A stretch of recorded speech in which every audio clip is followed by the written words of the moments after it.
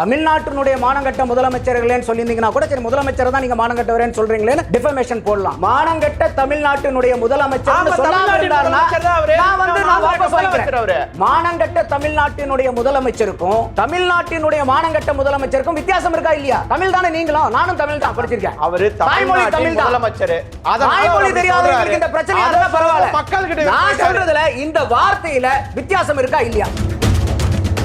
Best Money Gold Jewelry Grand Royal Tours presents Behind Woods Face of the Digital Debate Show, powered by Raj Mahal Silks, Madurai. Markandeyam அவர்கள் சொல்றாரு, என்ன துப்பாக்கி முனையில பண்ணதாக அவருடைய தரப்புல இருந்தும் சொல்லியிருக்காரு. ஒருவேளை இது அவர்கள் சொல்வது போல தாவேக்காவில் இணைவதற்கான ஒரு முயற்சியா அப்படிங்கிற ஒரு கேள்வியும் சந்தேகத்தையும் பொதுவெளியில மக்கள் இன்னைக்கு எழுப்புறாங்க. சூப்பர். ஏன்னா ஏற்கனவே இடி ரொம்ப அழுத்தம் கொடுத்து அந்த ஈடியினுடைய அழுத்தத்துக்கு மசியாதனால ஒருத்தர் தியாகி செந்தில் பாலாஜின்னு உருவானார்.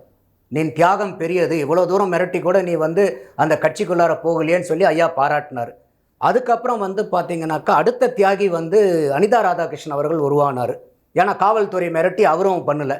இப்போ மூன்றாவது தியாகியை திமுக உருவாக்கியிருக்கு. ஆனால் கன் பாயிண்டில் வச்சுருக்காங்க. அவரை உட்கார வச்சு அவர் ஒத்து வரலாம் அப்படியே டப்புன்னு போட்டுருவாங்க. சினிமாலெலாம் பார்க்குறோம் பாருங்கள், அந்த மாதிரி கன் பாயிண்டில் மிரட்டியிருக்காங்க. அப்போ 3 தியாகிகளை இது வரைக்கும் திமுக உருவாக்கியிருக்கு. இது எப்படிங்கிறத பார்க்கக்கூடிய மக்களுக்கே தெரிஞ்சிடும். அடுத்தது அவர் அட்ரஸ் பண்ணும்போது என்ன சொல்கிறாரு நம்மளுடைய மார்க்கண்டேயன், மானங்கெட்ட தமிழகத்தினுடைய முதலமைச்சர் அவர்களேன்றார். அப்போ என்ன சார், தமிழ்நாடு மானங்கெட்டதா? தமிழ்நாட்டினுடைய மானங்கட்ட முதலமைச்சர்களேன்னு சொல்லியிருந்தீங்கன்னா கூட சரி, முதலமைச்சரை தான் நீங்கள் மானங்கட்டவரேன்னு சொல்கிறீங்களேன்னு டிஃபமேஷன் போடலாம். மானங்கட்ட தமிழ்நாட்டினுடைய முதலமைச்சரேனா இது வார்த்தையை வச்சு விளையாடுற மாதிரி. ஏன்னா அதுதானங்க பிரச்சனையே. இப்போ நான் உங்ககிட்ட பேசும்போது, ஒருத்தர் அடுத்தவங்க கிட்ட பேசும்போது எப்படி பேசணும், என்ன பேசணும் ஒரு யோசிச்சு தானே பேசணும். ஐயோ தெரியாம நான் வார்த்தையை விட்டுட்டேங்க, அப்புறம் அதுக்கு உண்டான மன்னிப்பு கேட்டு தானே ஆகணும். அப்போ மானங்கட்ட தமிழ்நாட்டினுடைய முதலமைச்சரேங்கிறார்.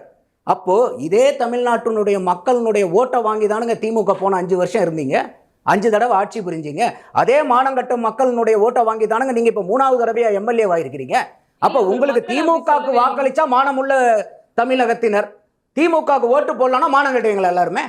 இது உங்களையும் என்னையும் சேர்த்து சொல்றாரு மேடம். அவரு பேசவே இல்லை. அவரு எப்படி இந்த இடத்துல மக்களை குறிப்பிட்ட ஒரு பேசல. நீங்க ஆடியோ இருந்துச்சுன்னா தயவு செய்து நீங்க எடுத்து போடுங்க. மானங்கெட்ட தமிழ்நாட்டினுடைய முதலமைச்சர்னு சொல்லலனா நான் மன்னிப்பு கேட்கிறேன். இல்ல அவர் முதலமைச்சர் தான் குறிப்பிடல, தமிழ்நாட்டு மக்களை குறிப்பிடல.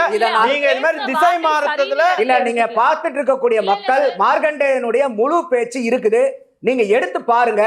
மானங்கெட்ட தமிழ்நாட்டினுடைய முதலமைச்சர் சொல்லாம இருந்தாருன்னா நான் வாபஸ் வாங்கிக்கிறேன். அப்ப தமிழ்நாடு தான் முதலமைச்சர் மக்களை சொல்றாரு அவரு. தமிழ்நாட்டினுடைய நீங்க வேர்ட் ப்ளே பண்றீங்க, அத மட்டும் இல்ல இல்லங்க, ரெண்டுக்கும் அர்த்தம் புரியுதா இல்லையா? மானங்கெட்ட தமிழ்நாட்டினுடைய முதலமைச்சருக்கும் தமிழ்நாட்டினுடைய மானங்கெட்ட முதலமைச்சருக்கும் வித்தியாசம் இருக்கா இல்லையா? தமிழ் தானே நீங்களும், நானும் தமிழ் தான் படிச்சிருக்கேன். அவரு தாய்மொழி தமிழ் முதலமைச்சர், தாய்மொழி தெரியாதவங்களுக்கு இந்த பிரச்சனை அதெல்லாம் பரவாயில்ல. மக்கள்கிட்ட நான் சொல்றதுல இந்த வார்த்தையில வித்தியாசம் இருக்கா இல்லையா? மானங்கெட்ட தமிழ்நாட்டினுடைய முதலமைச்சர்ங்கிறதுக்கும் மானங்கெட்ட தமிழ்நாட்டின் மானங்கெட்ட முதலமைச்சர்ங்கிறதுக்கு வித்தியாசம் இருக்குதா இல்லையா? அப்ப இதென்ன வருது வார்த்தை விளையாட்டா? அப்ப இவர் எலும்ப உடைச்சிருவாங்கிறது ஐயா ஆர்.எஸ். பாரதி சொன்ன மாதிரி இல்லைங்க, நாங்க வார்த்தையினால நாங்க வார்த்தையை பேசி பேசி பூட்டு போடுறது நல்ல வார்த்தை. தலைமை செயலகத்துல எல்லா டோரையும் பூட்டு போடுவேன்னு சொல்றது அவர் ஏத்துக்கிறாரு இல்லைங்க. அது கூட அவர் கரூர்ல அவர் பேசும்போது என்ன சொல்றாரு, ஒரு நண்பர் இந்த மாதிரி சொன்னாருன்னு சொல்லிட்டு சொல்றாரு. அப்படியே அவர் இருந்தா கூட ஏன் சார் நாங்க எதிர்க்கட்சி ஓடுறதுக்கு உரிமை இல்லையா, நீங்க எதுக்கு கதவை சாத்துறீங்க, ஓடுற உரிமை எல்லாத்துக்கும் இருக்குன்னு தாராளமா கேட்கலாம், ஜனநாயக உரிமை அது. அப்போ அந்த இடத்துல நீங்க கதவை சாத்துவான்னு சொல்லும் போது அதுக்கு நாங்க எலும்ப உடைப்போம்னு சொன்னா இப்போ இது வெறும் டிஃபமேஷனே வைங்க. இப்போ ஐயா மார்க்கண்டேயன் எங்க இருக்காரு? 15 நாள் நீதிமன்ற காவல்ல இருக்கார். அப்ப ஜட்ஜுக்கு தெரியாதா இது வெறும் டெஃபமேஷன் கேஸா இல்ல கிரிமினல் இன்டிமிடேஷனாலும்? ரஜினிக்கும் நந்தகுமாருக்கும் தெரியாம போலாங்க, நீதிபதிக்கு தெரியும்ல. அப்ப இதுல முகாந்திரம் இல்லாம இன்னைக்கு 15 நாள் நீதிமன்ற காவல் ஜட்ஜ் கொடுப்பாங்களா? பேசினதெல்லாம் அவங்க பார்த்துக்க மாட்டாங்களா? இதெல்லாம் பொலிட்டிக்கல் வெண்டேட்டாவா? அப்ப நீதிபதிக்கு என்ன நீங்க சாயம் பூச பாக்குறீங்களா இப்போ? அப்போ ஒவ்வொரு வார்த்தைக்கும் நான் தான் சொல்றேன், ஒரு சாமானியன் ஒரு பொறுப்பு இல்லாம கூட பேசிடலாங்க. ஒரு எம்எல்ஏ, மக்களால் தேர்ந்தெடுக்கப்பட்ட எம்எல்ஏ எப்படி நீங்க பொறுப்பு இல்லாம பேசலாம்? அதை எலும்ப உடைப்பனா என்ன அர்த்தம் அது? ஓகே, தொடர்ந்து பேசலாம். மாஸ்டர் சார், தாவேக அரசினுடைய இந்த தொடர் கைது நடவடிக்கைகளை எப்படி பார்க்கலாம்ங்கிறத தாண்டி திமுகவினுடைய அரசியலும் இதே போன்ற நடவடிக்கைகள் இதற்கு முன்னாடி நடந்திருக்கா? நிச்சயமா ஒவ்வொரு அரசுலையும் வந்து இது மாதிரியான கைது நடவடிக்கைகள், விமர்சிக்கக்கூடிய நபர்களுக்கு எதிராக கைது நடவடிக்கை அப்படின்றது ஒரு தொடர்ச்சியாக நடக்கக்கூடிய புதுசா நடக்கக்கூடிய நிகழ்வு கிடையாது. தொடர்ச்சியாக நடக்கக்கூடிய நிகழ்வு. அதை பதிவு செய்கிறேன். நான் பொதுவாக பதிவு செஞ்சுட்டு அதற்கு பிறகு நான் பேச வரேன்.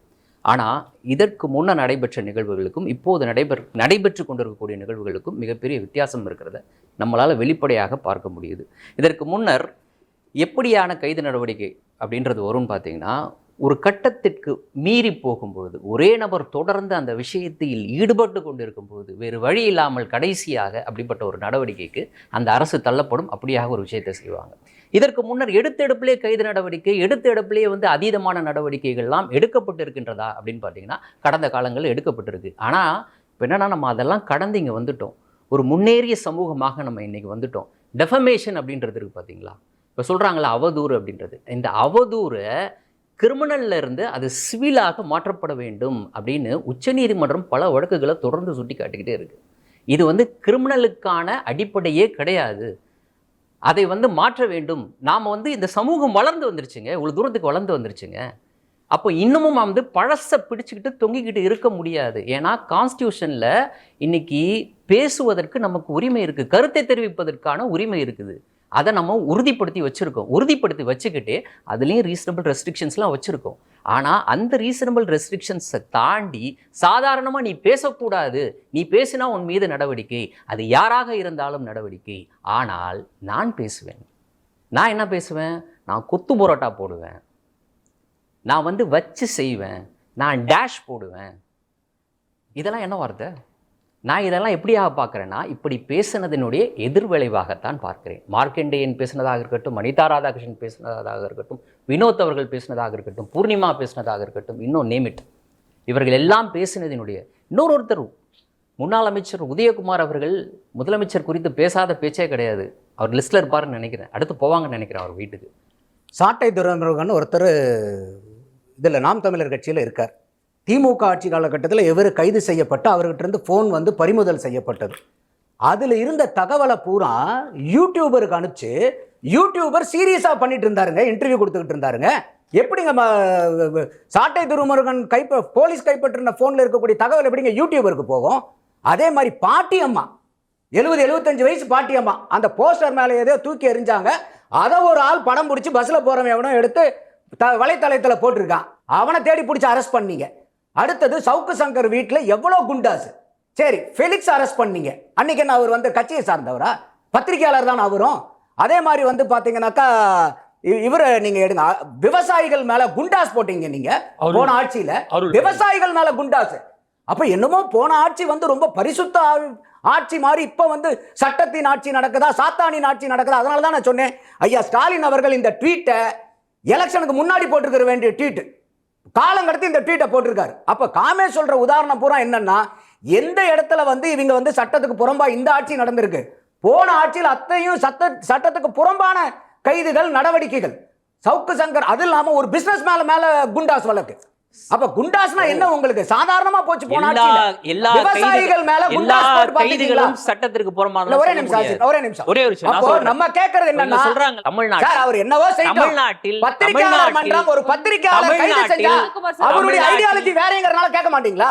அப்ப உங்களுடைய ஐடியாலஜி இருக்கா? எதை கேக்கல? சவுக்கு சங்கர் வீட்ல குண்டாஸ் போட்டு கேட்டீங்களா? எதை கேக்கல? சவுக்கு சங்கர் வீட்டுக்கு என்ன சார் நடவடிக்கை எடுத்தீங்க? என்ன எப்ப கேட்டீங்க? கேட்டோம், எல்லாரும் கேட்டோம்.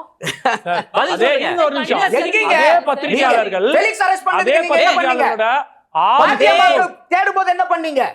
இதே ஃபெலிக்ஸ் எங்க அவர் சாட்டை துரைமுருகனுடைய போன்ல இருக்கிற மெசேஜ் பூரா வீடியோவா யூடியூபா அது வந்து தொடர்ச்சியா வரும்போது என்ன பண்ணீங்க? இல்ல நம்ம இல்ல நீங்க கேளுங்க, நான் சொல்லிடுறேன். அப்போ பதில் பேச விடுங்க.